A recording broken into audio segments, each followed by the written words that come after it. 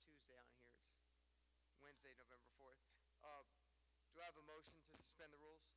Got a motion by George Lawrence. Do I have a second? Second by Felix Skynes. Lucy, would you?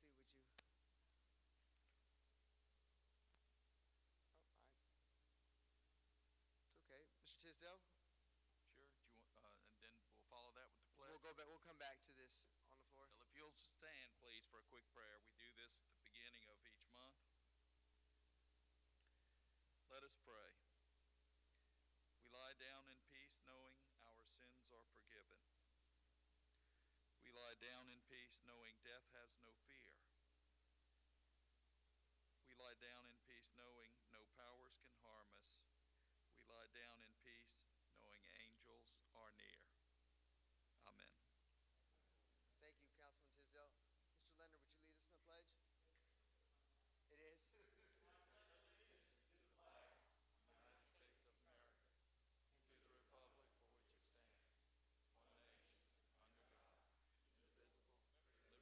liberty and justice for all. Thank you, Mr. Leonard. We'll return to the agenda order. Lucy, if you'd please read the substitutions and removals.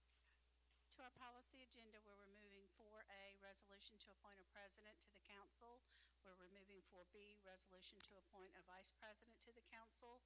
We're substituting the exhibit only for 4C, resolution to deny a conditional use for short-term rental for 120 Acacia Avenue. And we're substituting 4D, exhibit only, resolution to grant a conditional use for a paint and body shop at 1636 Pops Ferry Road. On our consent agenda, we're substituting item 5P, resolution authorizing waiver of building permit fees for residential and commercial repair or construction. We're adding 5R, resolution authorizing execution of grant of access and temporary use for waiver of liability for the Biloxi School District. And we're also adding item 5S, resolution authorizing and approving entry into the second amended and restated agreement for property maintenance with Gulf Breeze Landscaping. Got a motion to move the amended agenda, seconded by Felix Skynes. The movement was by George Lawrence. All in favor of the agenda as amended. Motion carries unanimously. We'll begin with the presentation agenda. Mr. Mayor, your report. Yeah, thank you, Mr. President. And not much has happened since we last met, right? So, but as I mentioned in our directors meeting this week, I'm extremely proud of each department. They went night and day. There's a number of things that are in place right now for our citizens and for their benefit, and just to get back to normal. In addition to dealing what we've been dealing with the pandemic, but the assessment of the damages in every phase, from the ballpark to the piers to the traffic signals to everything you can think of. We personally rode the city a number of times and figuring things we need to do, and we're still assembling our game plan to not only execute those things, like the cleanup. Crowder Gulf has been engaged, and they will be on the road 7/24 to remove those debris items and help us get back to normal. Again, Councilman Glevin has some permit kind of fee waivers that will help people fix what needs to be fixed without the rigmarole that normally takes place. But again, let me say how proud I am of each of our 600 or so employees and what they've done, and we hope we can reward them in some way. They've all gone over and above. So I want to thank them, all our directors, on what has been done, and we will be meeting to understand what we can do after this storm. We dodged 4 bullets. It was one more than a revolver, and we got it. We caught it, but I think we'll survive this and be even, better than before. So, Vincent, you got this in the mail, and kind of staging what and looking forward to what and when things will happen, so you can get back to normal. Again, we're working with FEMA and MEMA and FEMA. Again, specifically we may do things differently this time so we can mitigate what will happen in the future. We don't want to do this again, with regard to hardening things, and hopefully we'll get some support in how we rebuild what has been damaged. Again, the water, as Billy Ray said, water pressure and the system was stayed in place. He said, the wells were number one and number two was number two. So, for those who are listening, but we've been extremely proud of, the whole police, fire, water, sewer, engineering. They've done more than, and of course, everybody in this room, everybody in this City Hall has done their part. So we'll rapidly apply for whatever reimbursement we can. We have some, always good news coming from the CARES Act and some of those things that are coming. So we're fighting two battles, but it looks good. Looks good. And I think that's about it, Mike. Anything else? Sounds good. The document that the mayor waved to you will be mailed to your homes to be delivered tomorrow. It's a 4-page short version of the B News that tells you everything that's going to happen with regards to cleanup, so that people know where to put their stuff out and when they're coming and so forth. So we have engaged, this school district has been good enough to give us the use of the old Beauvoir property as a laydown area for the trucks that are picking up all the yard trash and debris on the south side of the bay. On the north side of the bay, the trucks will take the debris directly to the landfill, and that army of trucks will be engaged. Well, they'll be trucking tomorrow, and they'll keep trucking till we're done. That concludes our report. Want to spread the minutes? Oh, so let's spread that travel expense to the minutes of the Biloxi travel expense card. Thank you, Mr. Mayor, for your report.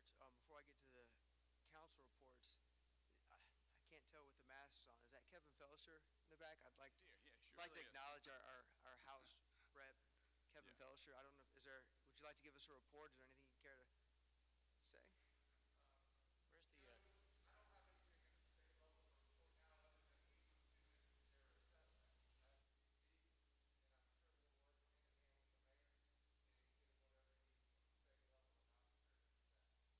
Thank you, Kevin. Thank you for being here. Thank you, Kevin. Councilman Tisdale, your report? Yes, I'd like to echo the mayor's compliment on the department heads and the employees here and their good work after the storm that came through. I also noticed the boardwalk, because I heard a lot, and some of you may have, that the boardwalk will be in my front yard with the first storm, and so I hustled down there Friday and took some pictures. It's sand, little seaweed, looks great. Whatever piers we have to have built, whoever designed that and the firm that did that, engineered it and constructed it, that's who we want to build that lighthouse pier, I think. And I do appreciate Vincent and Cecilia getting out that information about what to do in a timely manner, particularly with the debris and yard waste and that kind of stuff. Mississippi Power and Coastal Electric and the crews that came in, everybody's just hustled. The fire department came down my street. There was a tree across the road. Within 24 hours after the eye passed over, they had removed that obstacle, and I'm sure they were doing that throughout the city. So everybody was hustling, and we certainly appreciate that. That concludes my comments. Thank you, Councilman Tisdale. Thank you. Councilwoman Newman?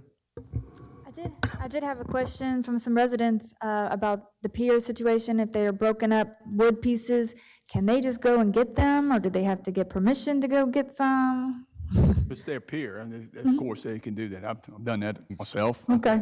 I was They know like, where it well, is. I guess, you can't stop them from doing it, so, but they wanted permission, so had to find out. Yeah. All right. Yeah, it's not, we don't have to have a DMR permit to put it back together. That's not an issue. Unless you have to put a new piling down, but that we'll work on that. And we have recovered a lot of our lighthouse pier and relocated the remnants, especially some of the sections that are in place to Oak Street, to use as materials to replace the things that are left without a lot of purchasing there. But I didn't mean to take in part of your report, but we're going to figure out how to do that so we don't have to do this again, do it in a better way. Amen. So, Thank you. Thank you, Councilwoman Newman. Councilman Lawrence? Yeah, I'd like to congratulate the department, City of Biloxi, the job they've done. The Mississippi Power, Coastal Electric, they have power back on in 2 or 3 days. That's amazing. Yeah. You watch them guys work, and they dedicated to get the power on for you. Yeah. So it's really good. You have to shout out to Mississippi Power and Coastal Electric for doing what they did. Yeah. Ain't nothing better than power. we know that. I think, just to jump in a little bit too, along those lines, I think Katrina, Mississippi Power had 100,000 customers down. It had 80 during this storm, so about 90-something% of them are back up and going. Yeah. The other thing is, I think we had to congratulate the citizens of Biloxi. Oh, yeah. But once again, they stayed home. They picked up more debris and put on the sidewalk you ever seen in your life. Yep. I think it looks as bad as Katrina when you're up and down the road. Yep. So the citizens of Biloxi, to them, thank you for doing the job you're supposed to do. They stayed home, stayed off the roads, and they cleaned their yard. That's it. Thank you. Thank you, Councilman Lawrence. Councilman Glavin? Thank you, Mr. President. I'd like to acknowledge the Taylor Oaks Homeowners Association. There are several members that are here today. They'll be speaking during public comments later on about some traffic issues that all of our neighborhoods experience, but they just want to give the council some specific information on that. Also, I'd like to acknowledge, as George and other council members have said, the community responding to the hurricane. You see it when you drive around the neighborhoods. I drove around Taylor Oaks and other neighborhoods, and it was the same theme in all the neighborhoods. Everybody was helping each other, asking if you want something, bottled water. We had an extra generator that we were able to give some people that it took them 72 hours and not 48 hours to get their power back, but hot water matters, But I also would like to charge the traffic committee with assessing the miles per hour in Pelican Bayou. Had a request by Mr. Kono Karana, and if they could assess it and make a recommendation whether to keep it the same or if there's an opportunity to lower it. There's a lot of speeding going on throughout our neighborhoods, and Mr. Karana asked me to put that on the in the radar today.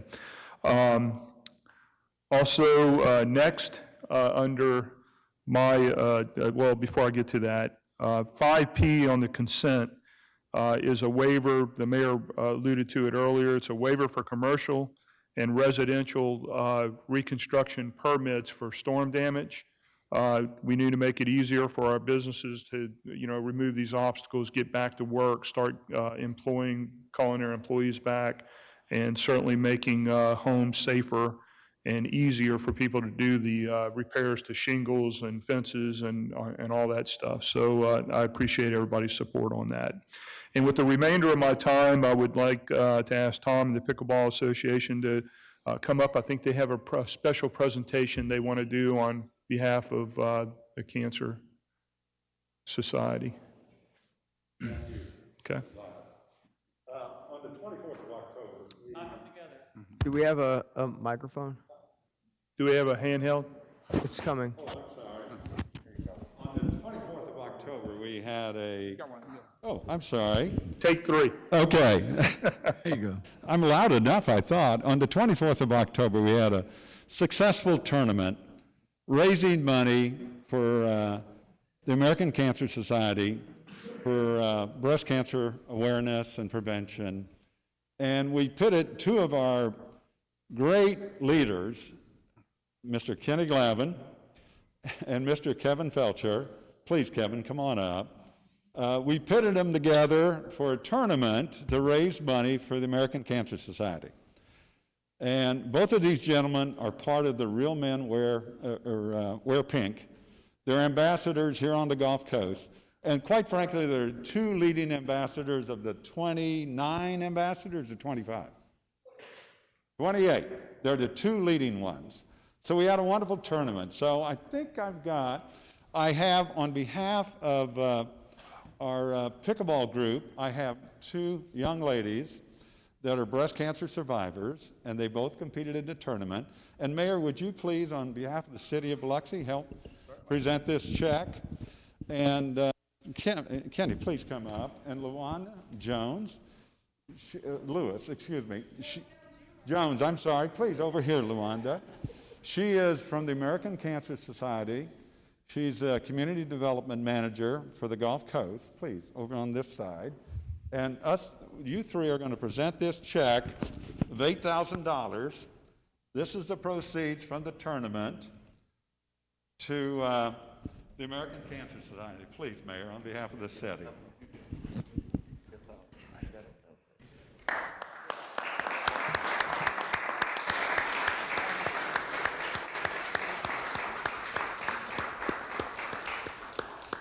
And I must admit, between our state representative and our councilman, one was a winner. They each had 24 teams playing with them. We had 96 players, and unfortunately, well, not unfortunately, but our state representative was a winner, and he got 4,400 points towards the Real Men Wear Pink, and Kenny got 3,600. So it was a great tournament. No, please.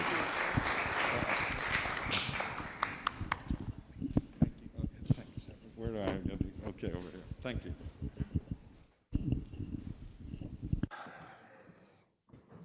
I'd just like to add, I want to thank the administration. I want to thank Bill Raymond. We were able to light the lighthouse pink for a day. Unfortunately, the next day we had reports of this storm bearing down on us, and we had to suspend that. But listen, Tom, your group, Kevin, you know, all the hard work that you did, and all the Real Men Wear Pink and the Cancer Society, LaWanda, you know, I can't say enough how fulfilling this campaign has been for all of us. It was successful because of all of us, and it just shows what we can do with the big hearts that we have here on the Gulf Coast. So I'd like to thank everybody for that. And I know you're going to remember, Councilman, that items 5M and 5G, is it? No, 5F and 5M have to do with pickleball, and then you're going to call their attention to that, I'm sure. Yeah, and I'll let the councilman that ward resides in, he can kind of talk about that a little bit. But that's, again, this pickleball stuff is fantastic. If you don't know much about it, get involved with it. It'll hook you, and it's very, very great. That concludes my report. Thank you, Councilman Glavin. Councilman Guines? Oh, wow. Congratulations again, State Representative Shelter and Councilman Glavin. Thank you. On that. I just want to echo pretty much what everyone else said. Thing back on. Good. Yeah, what everyone else said about our community. Our community was resilient, and I saw a lot of people helping each other out there in the community, and the communities got back very, very fast. I also want to thank Mississippi Power, which pretty much covers my area. Mississippi Power was very diligent in getting people power back on. And even when I called them, you know, your residents will call you over and over and over. They were very sensitive to the people who had oxygen. So when I talked to them and talked about people who had oxygen, Mississippi Power, I mean, they went out there and they took care of it. And by Saturday evening, Sunday morning, all of the power in my community was hooked back up. So big kudos to Mississippi Power. Ms. Christie, I want to thank you for taking care of that fence for me on Keller Street. Other than that, that's all, and that concludes my report. Thank you, Councilman Guines. So that will leave only my report. I know we're trying to make this quick, so I'm going to be short. George has, I think it's 7 generations of Lawrence's now, something like that. You guys have been around since Biloxi was founded. We're going to keep it quick. Department of Engineering and Public Works, if you'd give me an update on the sidewalk project and even some of the stuff regarding the Pops Ferry Speedway dividers for that lane, things like that. You can give it to me on email if you'd like. I just want to get an update to get it out to the ward members. But if we could get that information so we could see where it's at, I know it's coming close to getting scheduled to be done. And with regard to F&M on the consent agenda, I know that the members of my ward, and especially the pickleball community, appreciate that, but I can't take credit for that. I think I appreciate the consideration by Councilman Glavin to let me talk about it. You know, it's something that we ask for, but when you got a guy like Pickleball Tom really going to bat for you or going to paddle for you, whatever you call it with pickleball, it makes it a whole lot easier to get those things accomplished. And we want to appreciate the administration for listening to those requests and making it happen. So thank you for that. And that will conclude my council report. We'll go to public agenda, the citizens' comments. We have 45 minutes allotted total time, 3 minutes per person. I'm going to start with the people on the left-hand side of the room or your right-hand side of the room. If you would care to speak, please come to the table where Mike Leonard's at, sign your name in, and state your name and address for the record. Is there anybody on the right-hand side of the room, my left-hand side of the room, that would care to speak? If you would please make your way to the table, and again, sign in, state your name and address for the record. James Steed, 1578 Lucius Street, Biloxi. I'm here opening a collision center at 1636 Pops Ferry Road. I'm here to answer any questions that you might have. Thank you, James.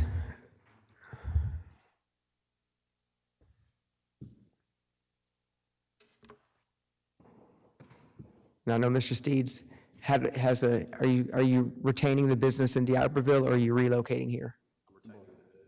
Okay, well, I'm glad to have you expand into Biloxi. Thank you for being part of our city. Is there anybody else on the right-hand side of the room that would care to speak?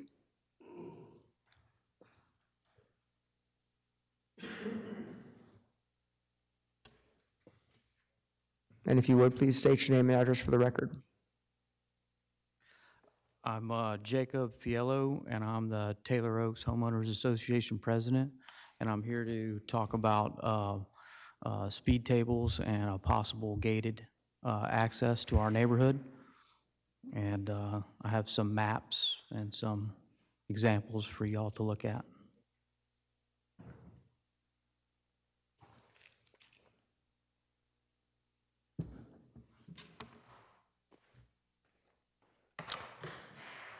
Mr. Jacob, do you have those in digital format? Can you email them to us? Okay. Is there anybody else on the right-hand side of the room that would care to speak? I'm sorry, is this the point where I was supposed to explain what we were... Yes, you have 3 minutes. You still got, That's okay, that's why I was asking if you'd email it to us, because I wanted to make sure we received it. I think he still has 2 minutes and 45 seconds.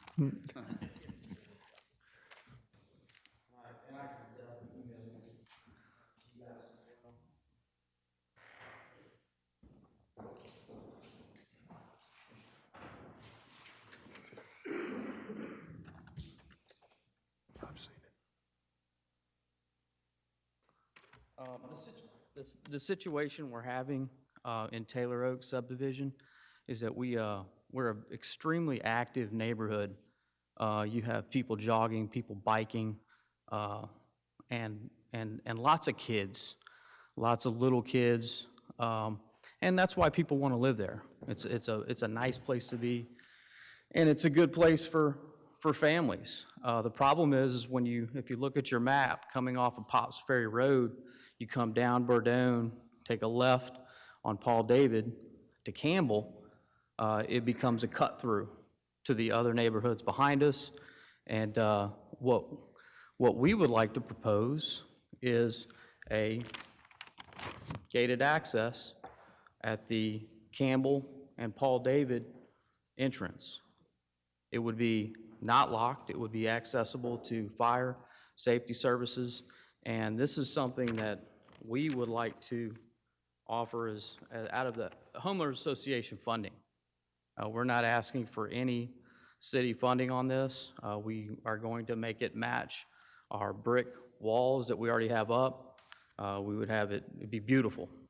In addition to that, if we can't get that, we'd like to ask for a speed table at Paul David, right in the middle, and a speed table in Berdone, right in the middle. Ideally, we'd like this, and we'd like to, again, we would pay for this, or something like this. And it would just be either automatic, so you pull up to it, doesn't matter who you are, you don't have to have a clicker. It opens automatically, closes automatically. If they don't like that, we could have an actual physical open and close. But it would be accessible at all times. We want to slow people down. We have little kids, Halloween night, we had an incident where there's kids everywhere and 2 cars speeding through there, and my wife actually stopped a child from going into the street as people were going 50 miles per hour through there, if you can believe that. Look at that map. And we were almost, that would have been deadly. And so we really, really want to make this happen. I have no problem getting approval of the neighborhood. I've already got approval on the, okay. Pick it up where you left it off. No problem.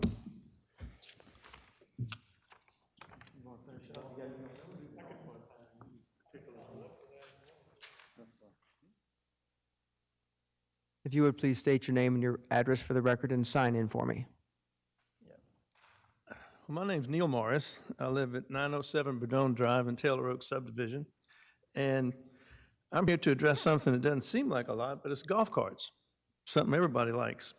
Except in a neighborhood, when you get as many as 5 going down the street at the same time, and the median age of the driver is 13. I had occasion to, during the summertime this past summer, call the City of Biloxi Police Department on 7 occasions. They came out 7 times. One time they caught one, and they didn't give him a citation. They went and talked to the young lady's parents. She was 12. So he promised he'd never let her do it again, and he hasn't, so that was good. The other people, you don't know who their parents are, but the majority of them are from the subdivision behind us.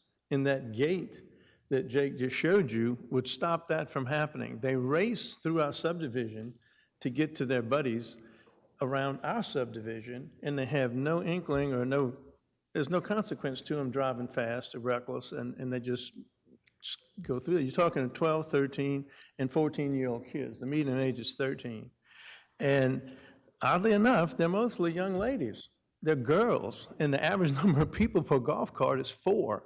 We've counted as many as 7 in a golf cart, speeding. And one in front of my house one day made the corner to go in a cul-de-sac, and it almost turned over. And that would have been devastating. There'd been some people really hurt.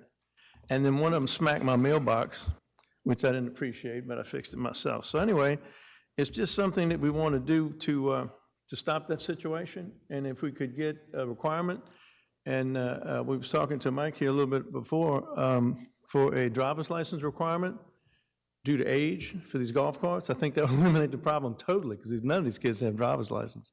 And maybe a speed requirement, seat belts, something like that, just to notch it up a little bit to where you'd have a responsible driver. And that concludes what I'd like to say about golf carts, and I appreciate it. Thank you, Mr. Morris. Is there anybody else on the right-hand side of the room?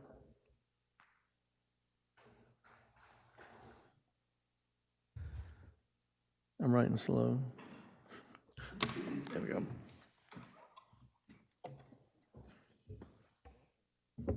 And if you would, sir, please state your name and address for the record and sign in for me. My name is Charles Whiteside. I'm at 1900 Paul David Drive. I'm going to follow up on Jacob's conversation because you probably hear enough about our neighborhood. But I reside right in the middle of the straightaway from the 3-way off of Berdone to the back entrance. I'm exactly in the middle. And that's usually where the peak speed is. I was sitting in my driveway, and actually not as far from the two cars that were speeding as I'm sitting from you. There, he says 50, and it was in excess of that.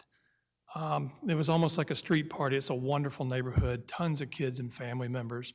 30 or 40 in the street at that turn, it could have been very devastating. We've been working on this. I've been in there 4 years next month, and we've been working on this for a while. But it really made it a stress to me between myself and other parents there. I have 6 grandchildren. I'm blessed with that.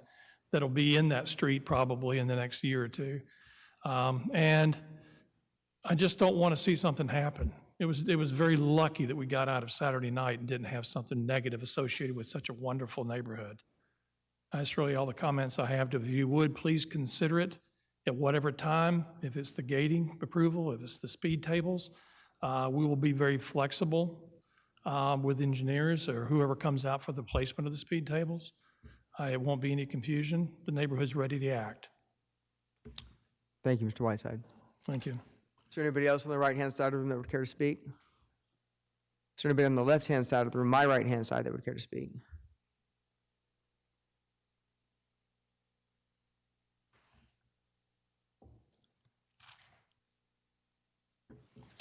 Thank you. And if you would you please state your name and address for the record and sign in for me? Yes, my name is Martha Hunt Tripp, and I live at 132 Jefferson Davis Avenue. I'm here regarding 4C, short-term rental that is trying to make a place in our neighborhood. I've lived on Jefferson Davis Avenue for 65 years. I lived across the street from my sister. My mother lived up the street. And the short-term rental is on 120 Acacia Avenue, which is just one street over from me. I oppose the vacation rentals. I know you all have a packet, I'm sure, because the Planning Commission voted 6-4 not to permit this to happen, but I didn't write a letter. I spoke, and so I felt like I should come here tonight to speak to let you know how I feel about it. You know, short-term rental, I'm all for having people in our neighborhood, but I'm for a quiet neighborhood, and I feel like this may jeopardize our quiet neighborhood. If you have short-term rental people, they like to have a good time. Shoot, they're here for a vacation. Me too. I want to do the same thing. So you're going to have extra cars, and you're going to have a lot more noise in your neighborhood. And why do I say that? Because it actually happened on my street, Jefferson Davis Avenue. A lady from Texas came, bought a house. She fixed it up and said it slept 19 people.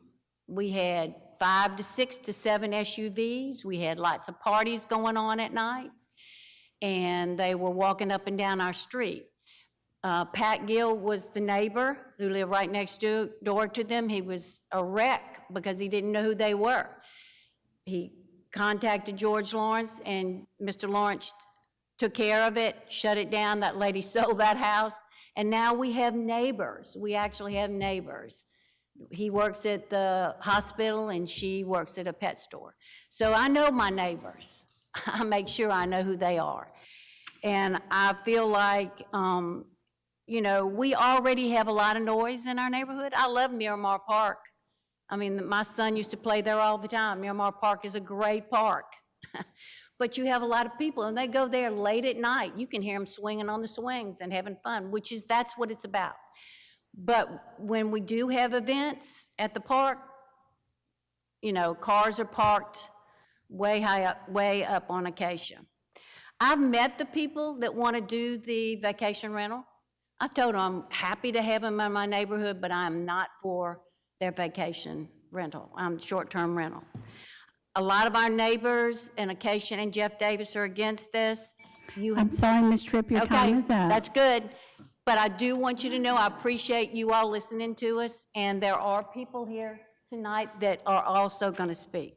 And if you have a question, we will be here to answer any question that you may have. Thank you, Ms. Hunter. What was your address? 132 Jefferson Davis Avenue. Thank you. there Oh, I anybody will. else? He said you called him. Yeah. Thank you again. Appreciate you. And if you would please state your name and address for the record and sign in for me.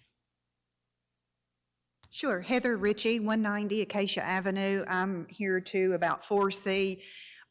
I wasn't at the previous meeting, nor did I write a letter. We're fairly new, and I'm afraid I didn't know about it because I believe our mail's still going to the previous owner.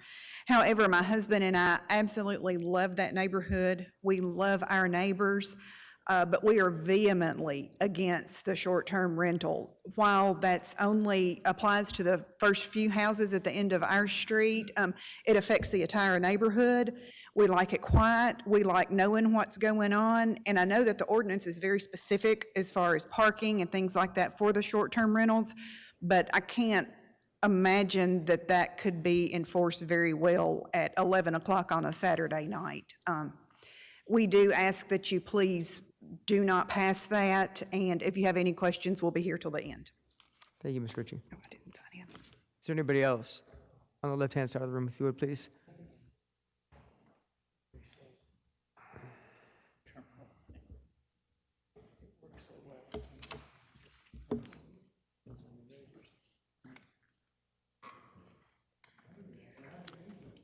My name is Quincy Washington. I'm at 2436 Beach Boulevard. And Is it Quincy Washington? Quincy Washington, that's correct. Thank you. Recently relocating back to the Mississippi Gulf Coast, and one of the ideas that I had was to bring a food truck down to the Gulf Coast. And I've spoken to Mr. Tisdale and Mr. Gines last week about this, and I see that you guys have started putting forth some regulations around mobile food vendors. So just trying to gain some clarity on this and trying to get a better understanding of the direction of the city. I live in Memphis right now. Again, like I said, I'm from the Mississippi Gulf Coast, been gone 25 years, looking to relocate my family here and establish businesses. Biloxi is a place that I believe is on the forefront of taking advantage of opportunities like this. I see what's going on in Ocean Springs. I think Biloxi could be just as good, if not better, than Ocean Springs. And I'm looking forward to taking advantage to that. And so I want to be here, and I want to know that the city of Biloxi is going to be embracing the food truck culture. We have festivals in Memphis, Tennessee, where I live now. I spent time in San Francisco and Seattle. There are festivals and things like that. There are opportunities where cities can take advantage of things like this. And as I ride down Highway 90, especially during the hurricane, there are a lot of areas that used to be very, very beautiful. And like I said, I was born here right over in Pascagoula, so I remember how beautiful this place used to be. And there are certain pockets of property here that we can take advantage of and create a certain culture here where people are excited about coming back here, and even the locals coming out and enjoying some of the things that we have available. So I want to be able to understand the ideas that the city has, understand how you all are going to embrace the food truck culture, and see what I can do to support it. Because I have a colleague who's also come in. He's a native of Biloxi as well, has a food truck also. There's another food truck vendor, Tasty Tacos, that have been around. And we're all wanting to know what steps the city is going to take and how we can support that, and what do you need from us to make this something that everybody can get excited about. So. Thank you, Mr. Washington. Okay. Thank you for your comments. This isn't a Q&A, but I would love to speak with you more about it. If you'd find me on the website, under Ward 4, you'll have my phone number and my email address. Sounds great. Thank you. I appreciate the time, everyone. Thank you, Mr. Washington. We look forward to having you back on the coast. All right. Is there anybody else on the left-hand side of the room? If you would please come forward.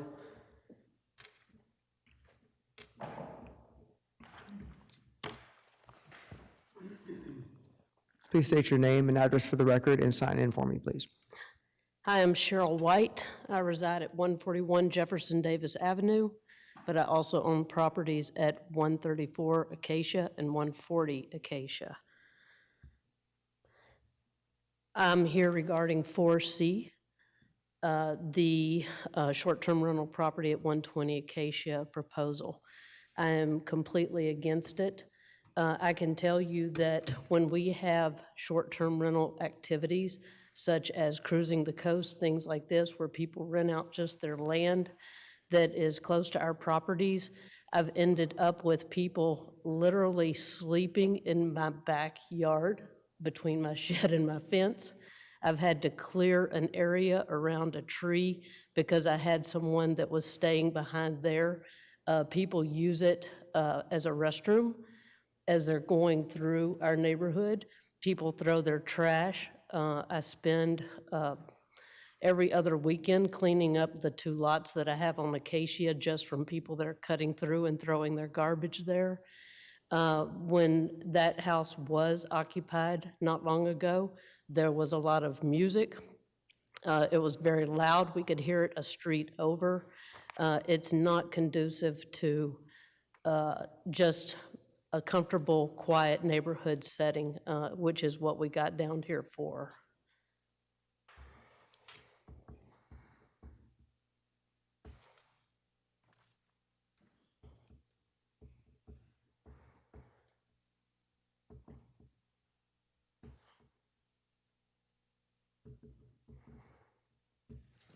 Thank you, Ms. White. Thank you. If you would please state your name and your address for the record and sign in for me. My name is Beverly Hammond. I live at 148 Acacia Avenue, and I'm here also about the short-term rental proposal for the end of our street. My husband and I have lived on Acacia Avenue since 1962. We moved there because it was considered a neighborhood. It was Miramar subdivision, and our family grew up there, and it's a special place. It's a neighborhood where everyone looks out for each other. We exchange phone numbers. We know the people that live on our street, so we just look out for each other all the time. I also want you to know that the lot just south of 120 has been sold. These people are planning on building a home that they will live in. Now, how do you think they're going to feel when they find out that there's a possibility that 120 may be used for short-term rentals when they thought they were buying in a neighborhood? So, as you consider voting on this, I want you to just put yourself in, like, if someone that wanted a short-term rental had a house in your neighborhood or next to you, is this what you would like? People parking on your lawn, late music at night, people outside the house walking, talking, and hollering? I don't think that's what you'd want in your neighborhood. So please consider voting against using that. Also, remember, you're opening Pandora's box. This is not the only couple or the only person that will be asking for this. And so please give it some consideration. Thank you. Thank you, Ms. Hammond. Is there anybody else on the left-hand side of the room or in the back that would care to speak?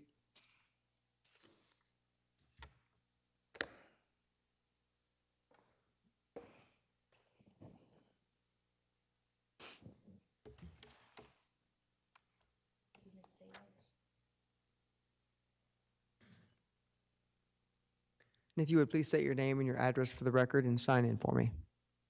My name is Linda White. I'm the owner of the residence at 135 Jefferson Davis Avenue.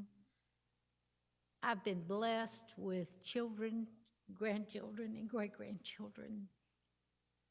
I have 3 4-year-old great-grandchildren that play in the 2 lots that we own, that my daughter owns in back of my house and at my house. I am so fearful of these temporary rental people to come in and not realize what children are there and possibly hurt one of my lovely children. So I am so against this temporary rental. We're in a residential area. They can go to a condo where they can rent. They can go other places and rent. They don't need to be in our residential area. And I appreciate you hearing me. You're welcome. Thank you for coming in, Ms. White. Is there anybody else on the left-hand side of the room or my right-hand side that would care to speak, or in the back? There being none, this will close public comments. We'll move on to the policy agenda. A and B were removed. If we'll start with C. Resolution to deny a request for conditional use for short-term rental for property located at 120 Acacia Avenue. Thank you, Lucy. Do I have a motion? I'll make that motion. Got a motion by Paul Tisdale. Got a second by George Lawrence. Councilman Tisdale, your discussion? Yes, we've had quite a few discussions over short-term rentals, and earlier we had voted on not permitting short-term rentals as a conditional use in RM 20 and 30, and I think Mr. Lawrence and I were the only ones who voted in favor of that. And just as a reminder, the R in RM 20 and RM 30 is residential, and it's designed pretty much exclusively, I believe, for apartments. So as we begin putting short-term rentals in RM 20s and 30s, we're removing some affordable housing. By that I mean apartments, but we're also putting commercial enterprises, about which we learned quite a few new facts at the workshop last week we had with the Department of Revenue that I suspect a lot of short-term rental operators are not aware of. So we do need to schedule a workshop for realtors and short-term rentals with the Department of Revenue, those reps. But I think, and Mr. Lawrence can speak to this further since it's in his ward, but I just believe that, and I know the neighborhood quite well, I believe the remainder of the council preferred to continue approving short-term rentals on a conditional basis, on an individual basis. So that's where we are today. I worry about consistency, but more importantly, I worry about, again, commercial enterprise in a residential neighborhood, particularly a settled residential neighborhood. So, Mr. Lawrence. Councilman Lawrence? This is what y'all wanted to bring it back to vote on it. Well, this time you need to stand up for the neighborhood and deny this. This is what we're supposed to do. You said vote them one at a time. Felix Gines, right? That's what we're doing. One at a time, and that's what it definitely should be denied in this neighborhood. So I hope y'all support the denial. Is that all, Councilman Lawrence? There's the historically shortest comments you've ever given. Discussion on the council. Actually, it's in my ward. And we've been back and forth on short-term rentals for more times than I can count, and you're either for it or you're against it. There's no middle ground feeling there.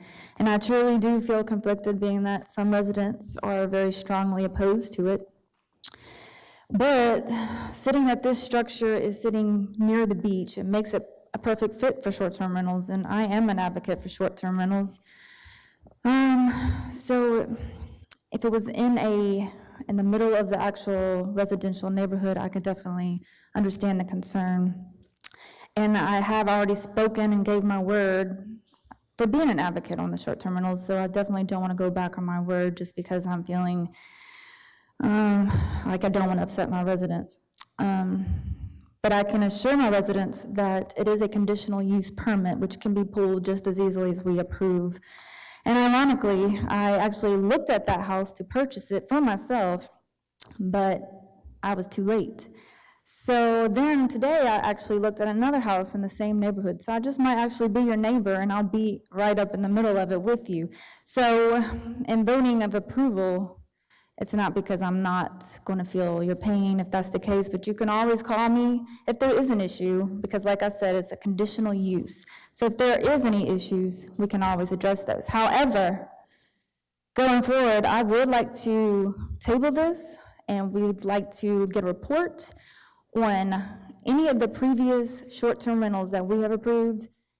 Have there been any reports, any incidents, anything that the people have mentioned today that's been going on any of the short-term rentals that we have approved so far? So I have a motion by Councilwoman Newman to table this, subject to call, pending a report from the Public Safety Department regarding incidences in short-term rentals. Do I have a second? Well, I'll second that motion. Is there any discussion on the motion to table? Gentlemen? Councilwoman? All in favor? Those against? Motion fails 2-4. Those for were Newman and Deming. Those against, Glavin, Guines, Tisdale, and Lawrence. We'll return to the agenda item as it remains on the table. Councilman Glavin, your discussion? Yeah, so, these issues come before council, and again, has always been the test for me, and that's why they come before the council and people come here and talk to us, to let them know how they feel in their neighborhood that this is affecting. And you saw a very emotional plea. I heard one resident that was there since 1962, the year I was born, and that's very telling to me when you feel that passionate about the area that you live in and why you invested in that area, why you live there, why you have quiet enjoyment there. And although I look at these on a case-by-case basis personally, and part of the test is how does the residents in the area feel about it, and what is the character of the neighborhood, certainly, and when there's an emotional outcry, to ask this city council that represents the people to preserve their quiet enjoyment, I'll have to support the residents in this case. Thank you. Thank you, Councilman Glavin. Councilman Guines, discussion? Yes, because George so eloquently called my name out, I feel compelled to say a few words. We must not forget we're here to serve at the will of the people. And when I make a decision, George, it's based on the will of the people. So when we do a conditional use, we do a conditional use because the people of that community support it. And so we must remember we are here to serve at the will of the people, our constituents, and that's the way I'm going to vote. Thank you. Thank you, Councilman Guines. Is there any further discussion on the council? Just one question of Mr. Creel. Mr. Creel, can you recall where a short-term rental has had their permit pulled because they violated one of the conditional uses in a short-term rental? I mean, I'm sure there have been other instances where there have been, but not, I mean, short-term rentals are relatively new. I don't recall one, but I don't know if, okay. Okay. All right. Thank you. Director Creel, are you aware of any public safety concerns? Have we, I don't have anybody from the Public Safety Department here to ask directly, and the council denied the table to get an actual report. So I'm asking you if there's been any communication, or even the administration, Mr. Mayor, or Mike Leonard, has there been any overwhelming concerns regarding the safety of short-term rentals or any individual locations? Not that we're aware of. Of course, we go out and we inspect each short-term rental whenever they apply for an application and they get approved. Both the fire department and our department go in and inspect it, make sure there are no life safety issues. Now, the lady that spoke about people sleeping in the backyard, that's trespassing. She could call the police and they can take care of something like that. But I'm not aware of any life safety. Most of the concerns that we hear about noise is that there's someone that's moving in next door on a short-term basis, and they're more concerned about what could happen. You know, a lawnmower goes missing or something like that, and we don't know who these people are or where they came from. or noise. Yeah, it seems to be more along those lines. Okay, thank you. Councilman Tisdale. Yes, one other comment. Mr. Tisdale, give me a moment to finish my comments, and I promise you I'll address you. Sure, please do. As Ms. Newman and even eloquently spoken by Councilman Glavin and Guines, we do serve at the will of the people. It's not my ward, so I don't have the pleasure of being addressed directly from anyone.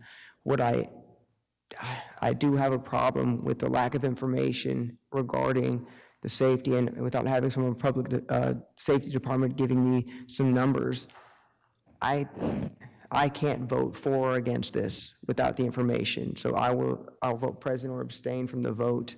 Councilman Tisdale? Yes, I just want to remind those council members present that we have another short-term rental issue that has been on and off the agenda a couple of times now in Ward 5. You may remember this is off Briarfield.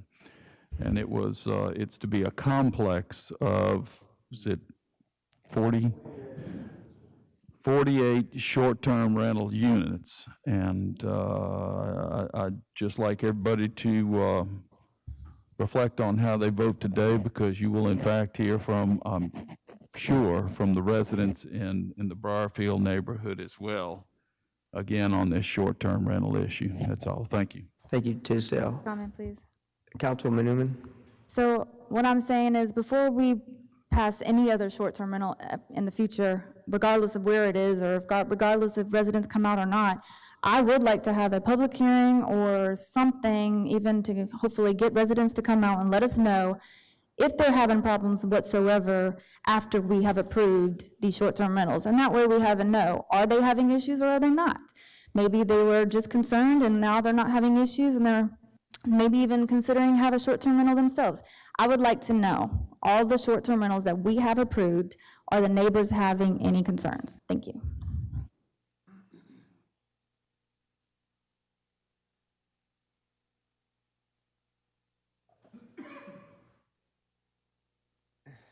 Thank you, Ms. Brazier. Thank you, Ms. Newman. One thing that we did not, who moved this? Councilman Lawrence? And Tisdale seconded? Count Lawrence moved it, Tisdale moved it, Lawrence. All right, there was, she does make a point, and when you moved it, I don't know if you moved it to approve it, deny it, or to call for a public hearing. So public hearing is an option, and we could do that right now if that was a concern that you'd like to have. If we'd like to address these issues, we could move to have a public hearing regarding this before we move to deny or approve it. My motion was to approve the resolution as presented, which was to deny it based on the Planning Commission recommendation. And I know we've had a number of workshops and public hearings on short-term rentals over the past 3 or 4 years. In fact, short-term rentals, in my opinion, went from being not much of an issue to a contentious issue in several instances. And that's true all over the United States. It's not just here in Biloxi. Mr. Creel, can you recall how many workshops? I know that the Planning Commission has had 1 or 2 workshops. I think we've had 2 or 3 workshops. We just had one last week, really, with the Department of Revenue to answer questions. So, with all due respect, Councilman Tisdale, we haven't had a workshop specifically addressing the public safety concerns after the passage of anything. And so I think Councilwoman Newman makes a very valid point in understanding if what we fear is actually occurring. And so that was my concern. I understand your point too. We have had numerous public hearings and we've had a lot of discussion on this, but I'd rather have more discussion than not enough discussion. So if you're moving I have no further comment. My motion was to approve the resolution, that is to have it denied. So you're probably looking for a call for the question on this vote, or perhaps well, I will, when we're done with discussion, I will call for a question. I wanted to clarify exactly what you moved for. And Councilman Lawrence, is that the intention of your second? Okay, to approve it as written, to deny. Right, you seconded, right. Okay. Well, is there any further discussion on the council? Well, I'll call for the question. Those in favor of moving Resolution C to approve the denial, signal with the raise of your hand. Motion carries 4-2. Those in favor, Tisdale, Glavin, Guines, and Lawrence. Those opposed? I abstain. Deming and Newman abstain. We're going to move forward to Resolution D.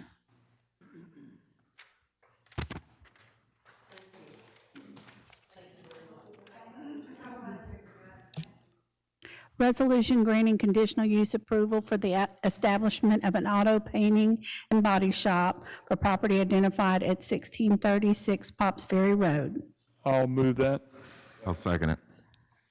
We got a motion by Kenny Glavin, a second by Felix Guines. Kenny Glavin, discussion? Yeah, just a little bit. We've heard earlier during public comments that we have an entrepreneur that wants to move his business into Ward 6, and I think it's very reputable and needed, and we look forward to supporting you and much success. Councilman Guines? Yes, what Kenny Glavin said. Is there any discussion on the council? I would like to say a couple things. I know Mr. Steed's business has been amazing. I've taken all of my cars, well, that sounds like I've wrecked a lot of cars, but he's done a great job, and I didn't take him to his shop in D'Iberville.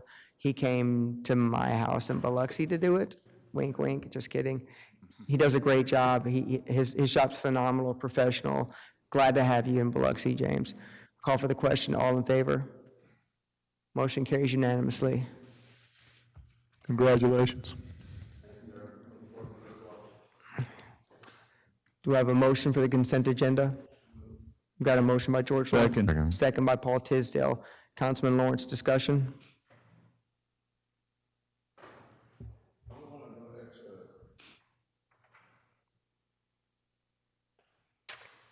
Did your mic cut out? You got it? All right. It's about the singer. I know we changing this again, but we have enough money to cover all these expenses we're doing in the singer? Just add on? We do, Councilman. There's still money in the project to cover those small change orders. As an update, the Mississippi Development Authority is poised, we think within the next week, to give us the grant paperwork for the extra $2 million we need. The contractor reports that he will be not finishing up the metal panels that are the metal panels that look like brick that'll be on the exterior. He won't be doing that till January, so we've actually got a little bit of slack to be able to get that money and get the change order ordered. Once we have that money, we can order the change order for the repointing or sealing of the brick on the exterior, as well as other brick exterior work that the mayor wants done, including the sign, which was damaged in the storm. So we're on track, and we should have that other $2 million very shortly. Thank you. That's it.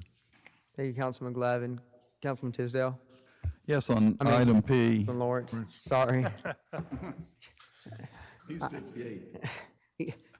It's been a confusing night, huh? I got that much gray in my hair. No. You said 62, and it threw me off. You look great for being that old. On item P, with all due respect to my friend in Ward 6, I could support a waiver of building permit fees for primary residential construction. I can't support it for commercial purposes. Have we ever done that, waived this for commercial businesses? Can anyone recall that? I don't think. I can't recall, but I guess for the primary, my point of question is just how many, what impact would this be? And I'm, I know we've had 75% of the leased residents have had some sort of damage, not to a great extent, but I don't think it's going to be a great deal of money one way or the other. So. But you did tell me, I think, Jerry, that during Katrina, we did not charge for businesses, only for residential? We only charge for businesses. Other way around. We only charge for businesses and not for residential. Matter of fact, this ordinance here was written for after Katrina, and it clearly addresses primary residents. Now, we're not waiving pulling permits, we're only waiving fees. Yeah.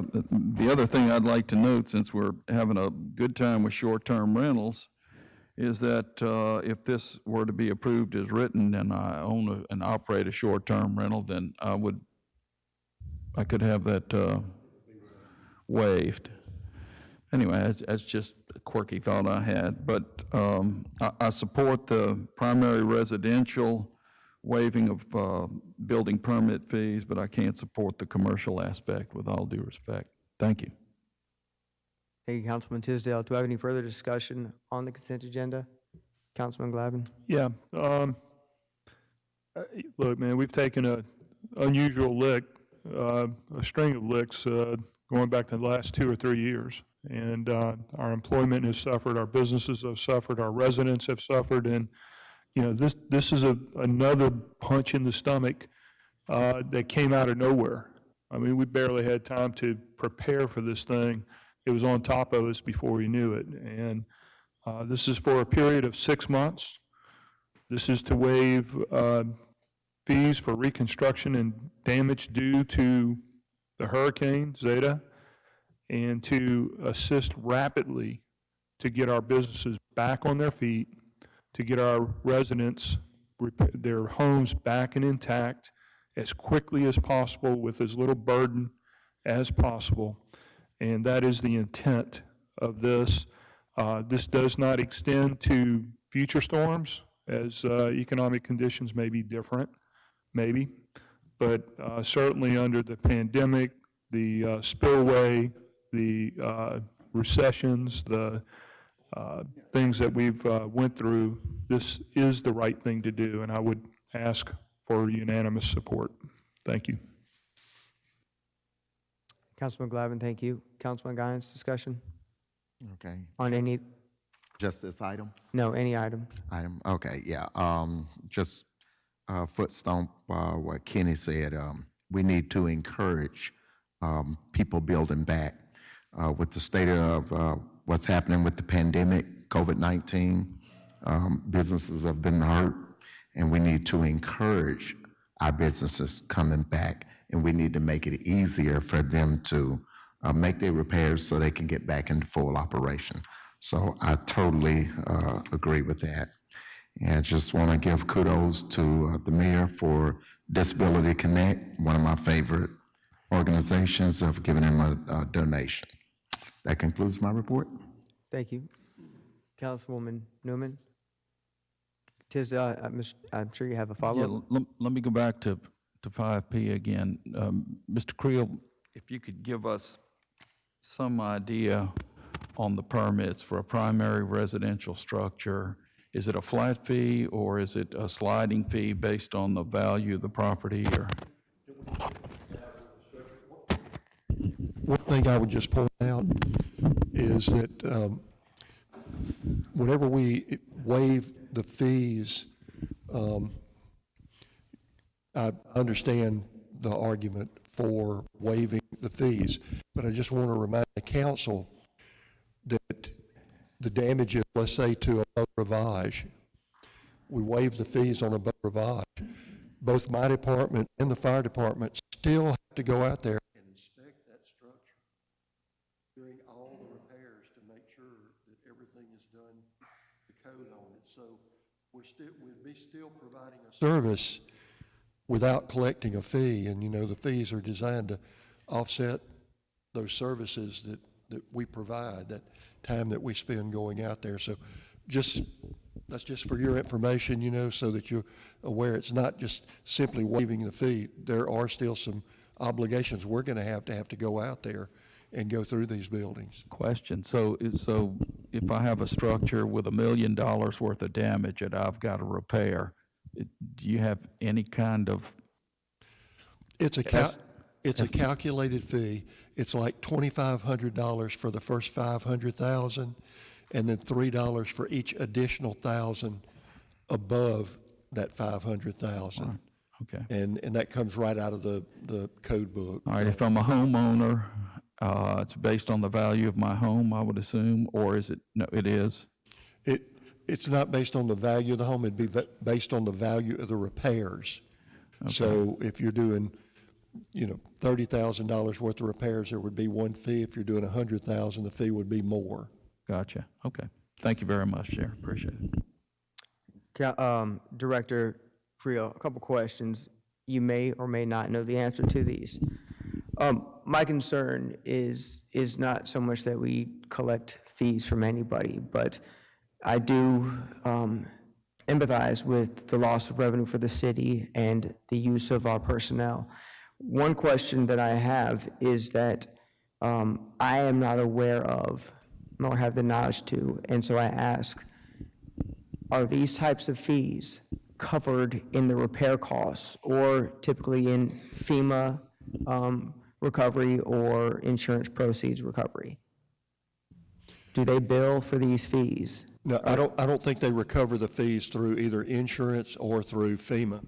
So the fees would be a net loss to the damaged party? That's my understanding, yes. Mhm. I would have to agree with Councilman Glavin on this. I would prefer to pass that loss to the city than to the individual. In this instance especially, I think it was give you kudos, Kenny, it was a great idea. I'm going to support it.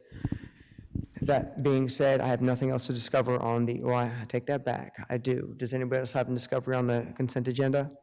Mr. Mayor, tell me what we're doing with the city of, or with the Biloxi Public Schools storage of debris. This was an add-on, so I didn't have this beforehand to understand it. It is about 12 acres that formerly, the Beauvoir School property, Hollows Field baseball field, I think that's the lay-down area so they can stage the stuff that's happened on the peninsula. It will be there and then transported to the landfill. So it's just the use of that property. I think it's about 12 acres in total, to bring the debris from the streets, all side of the streets, to that place, and then it's going to the landfill north of the bay. Okay. Transfer site. To transfer site, yeah. Okay, thank you. That's all I have. Any further discussion on the council? Call for the question. All in favor, signal with the raise of your hand. Motion carries unanimously. Those oppose any individual items, please tell me now. Item P only. Councilman Tisdale is in opposition to item P. Are there any other items by any other council members that you are in opposition to?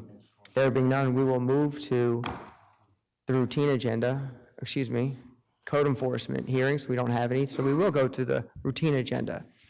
Do I have a motion? I move it. Second. Motion by Councilman Lawrence, second by Tisdale. Walt Rody, what we got? No money, no funny. Nothing? 60 days ahead. It was quiet last week when you weren't here. Did you have to say, Walt?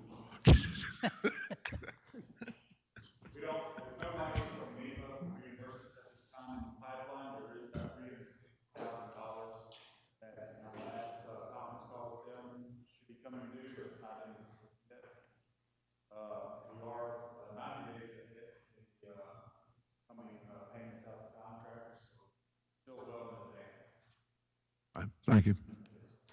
Is there any other discussion on the routine agenda? Yes. On item 1B, this is a structure demolition, 1612 Lewis Avenue. We had a little discussion, I think, earlier, and pulled this demolition and another demolition on Mason Road. And since then, I guess the owner of record of that property has now gotten the permits from the city. He's begun renovating the home. He's got, I think, a debris, what am I thinking of? Yeah, thank you. A dumpster there on site. So I guess the appropriate measure would be to deny that particular item. I don't know, we've never had this before. So I think, Well, Peter, what do you think? we would do is, if we're going to deny it, I think we need to vote to pull it out and vote on it separately. Right, so I would make that motion that we pull item 1B out of the routine agenda and vote on it at this time. There's a second. There's a motion by Paul Tisdale to remove item 1B from the routine agenda and vote on it separately, seconded by Dixie Newman. Discussion on that motion. All in favor, signal with the raise of your hand. Motion carries unanimously. We will vote on item 1B separately. I'll call for the question on item 1B at this time. Is there any discussion on item 1B? All in favor of approving item 1B, vote for that now. No, All that are opposed, raise your hand, signal with the raise your hand. I'm confused. You've confused us, sir. We're voting to, we're moving out B to vote on it separately. Gotcha. If you want to, I'm with you. approve B, vote We pulled yes. it out. If you don't want to, vote no. Those in favor of item 1B, please signal with the raise of your hand. I'm sorry, read it one more time. Those in favor of approving 1B, Thank you. signal with the raise of your hand. Those who oppose 1B, you can. Probably just pull the damn. Correct. Well, we're having fun. If you would prefer us just to remove it, I don't know that we can, we've already approved the agenda. We'd have to suspend the rules and remove it. It's on the agenda, we're just moving it to a different place in the agenda to vote on it separately. So it's not removing it from the agenda itself. Question. Routine agenda, right? Did you remove this, pull this to give them more time, or you gonna vote it? What is your purpose to do what you're doing? When it was on the agenda but removed previously, there was a question over who was responsible for the structure. Understand all that. Okay. So what are you doing here? We're canceling it. They actually have a permit now. The issue on this house was that they could not get site control. They had one family member that. But then, got all that. Then we ought to do it like Lucy said, remove it. They weren't able to come up with site control and satisfy the city attorney, and we gave them a permit, repaired the structure, and they were repairing it, so this could be withdrawn. It's already been moved for approval when we moved the routine agenda, so it's on the table for approval. So we removed it from voting on it with the whole pack, so we're voting on it independently. And the call for the question would be to approve it. So if we don't want to approve it, we just vote to deny it. So if nobody votes for it, then what happens? That's right. If nobody votes for it, it fails for lack of motion. I would prefer that we vote against it, so it actually fails. So again, I'll call for the question. All in favor of approving item 1B, signal with the raise of your hand. Those that oppose it, signal with the raise of your hand. Motion fails no, it doesn't. Motion fails for lack of majority. You didn't raise your hand. Three people didn't raise their hand. There's 3-3. Just did. Just raise your hand to deny it so they don't have to pay it. This needs to be denied because they have the site plan. Lucy told you the best thing you can do is just remove it completely. I don't even know why you're voting on it. Just remove it off the thing. You don't have to vote on it. It's already been voted on. Yeah, I'm not gonna vote for paying anybody anything. We're not paying anyone anything. We're voting to not pay. We voted to vote on it separately, so. Understood that. Just make a motion to remove it since we're voting on it separately. Okay, give me a motion to suspend the, I move that we remove this totally we have to item. move to suspend the rules. Because I move to suspend the rules and remove it. there's a motion to suspend the rules by Felix Skynes, seconded by And remove it. Tisdale. Ms. Lucy, will you read the removals?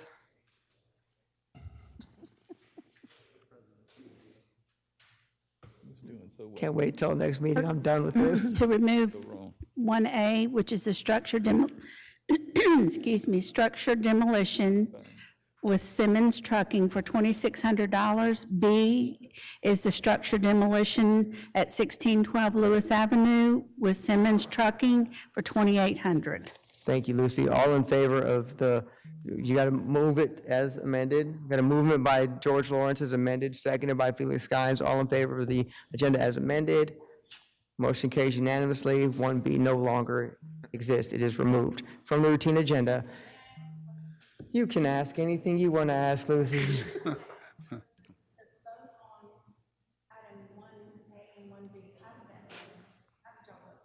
Item 1A has not been voted on because that's the full routine agenda. We've only voted on 1B. To remove it. Remove B. Right. You're just gonna remove it and then vote on the rest of it. That remains. Right, so we're only removing B, purchase B. We're leaving purchase A on the agenda. Purchase B is a separate property. That property is Yeah, there's two separate properties there. Thank you, Dr. Tisdale. That was only for 1B. Mr. Fell for a lack of a majority, correct. Mr. President, you're going out with a bang tonight. That's right. It's like the heavyweight who just went one fight too many, but you were doing so good. Excellently navigated, sir. Thank you. Thank you, sir. I move to recess. So we have the routine agenda. Is there any other discussion on the routine agenda? There being none, I call for the question. All in favor, signal to raise your hand. Motion carries unanimously. The routine agenda passes. Motion to move to recess. We got a motion by Paul, motion to recess by Team Tisdale Lawrence. I think that's the last time I get to say that. All in favor, signal to raise your hand. Motion carries unanimously. We are in recess.